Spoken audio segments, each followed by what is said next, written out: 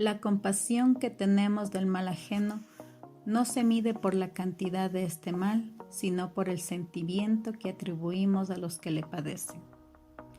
Jacques Rousseau nació en Ginebra en 1712 y murió en 1778. Fue filósofo y un destacado escritor de la Ilustración.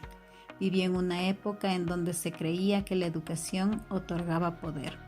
Escribió varias obras importantes como Discursos sobre las ciencias y las artes, Contrato social, Emilio o de la educación. Fue considerado un líder intelectual para dar inicio al romanticismo y permitir el inicio de nuevas teorías filosóficas como la liberal, republicana y democrática. Es considerado como uno de los pioneros de la Escuela Nueva. Deja un legado pedagógico que ha llegado a nuestra época.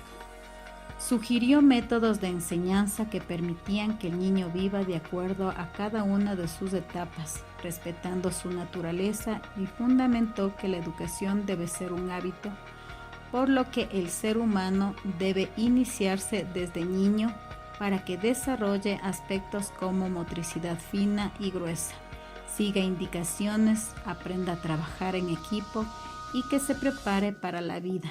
Manifiesta que como métodos de aprendizaje es necesario el juego, la observación y la experimentación, los que servirán para que el niño aprenda por sí mismo. Incluso aconseja al educador que sea un ejemplo que actúe congruentemente para trascender en niños y jóvenes, fomentando valores, actitudes y hábitos que favorezcan a la humanidad. Para cambiar a la persona hay que amarla. Nuestra influencia llega solo a donde nuestro amor. Johann Pestalozzi nació en Suiza 1746 y murió en 1827.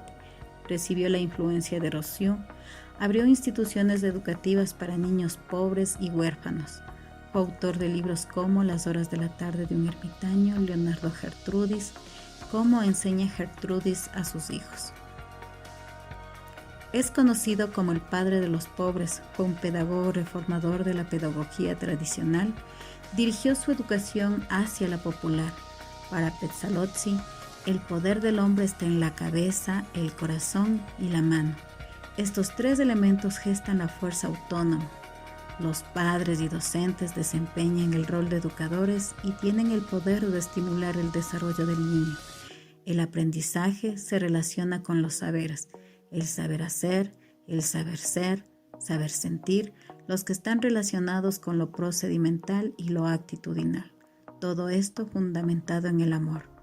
La pedagogía de este autor se basa en principios como la naturalidad que busca la libertad en la educación elemental que parte de la observación de experiencias, intereses y actividades educativas, de enseñar cosas que los niños pudieran ver. Incluye la educación física con el propósito de implementar una educación de carácter integral. Pestalozzi contribuye de manera relevante en la educación, ya que dio importancia al desarrollo del niño, puso en práctica la experiencia en base al juego, valoró actividades espontáneas del niño, enfatizó las actividades manuales y de dibujo, ejercitó el uso de un lenguaje sencillo, utilizó los ejercicios corporales, le dio importancia a la afectividad, desarrollo social, entre otros. Aprender algo en la vida a través del hacer desarrolla, cultiva y favorece mucho más que aprender solo a través de la comunicación de ideas. Froebel. Nació en Alemania en 1782 y murió en 1862. Fue el primero en dar forma sistemática a una pedagogía propia de jardín de infantes y articuló esta teoría con la práctica a través de una metodología que detalló minuciosamente. Indica también que la educación se lleva a cabo a través de tres tipos de operaciones: acción y actividades, juego y juegos, trabajo y tarea. Defendió el desarrollo genético, en el que indica que el desarrollo se produce en la infancia, niñez, pubertad, juventud y madurez. todas tienen la misma importancia. Como aportes pedagógicos manifiesta que la educación comienza en la niñez, en la que recalca la importancia del juego, porque a través de este se lo introduce al mundo de la cultura, la sociedad, la creatividad y el servicio a los demás, la que se debe dar en un ambiente de amor y libertad. Nosotros recordamos naturalmente lo que nos interesa y por qué nos interesa. John Dewey nació en Nueva York en 1859 y murió en 1952. Fue filósofo, pedagogo y psicólogo. Escribió obras como La democracia y educación, Cómo pensamos, Escuela y sociedad, entre otras. El autor concibió a la escuela como un espacio de producción y reflexión de experiencias relevantes de la vida social que permite el desarrollo de una ciudadanía plena. Desde el punto de vista epistemológico, consideró que las creencias son construcciones humanas provisionales.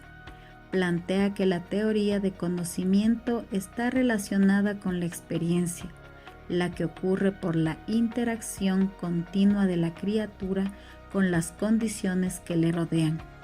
Mantiene una concepción enteramente dinámica de la persona.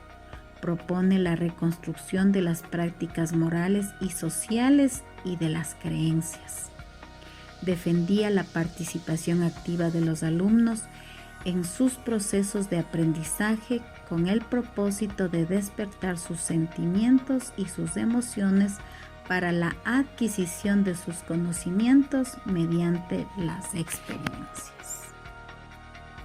El mejor maestro es el que te muestra dónde buscar, pero no te dice qué ver.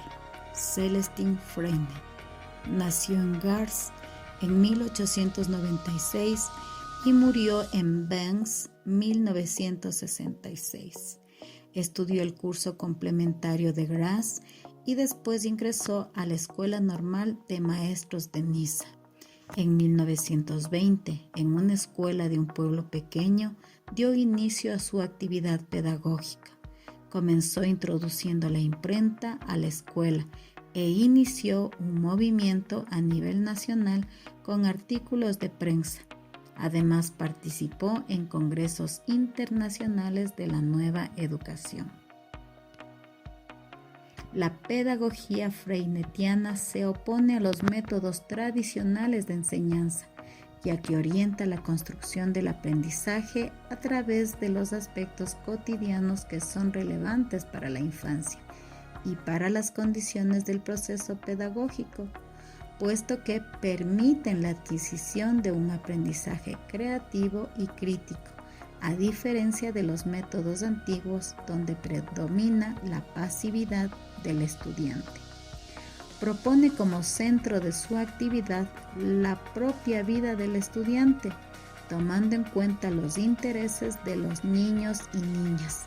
Además, manifiesta que la pedagogía debe adaptarse a los cambios que han transformado la vida de los pueblos.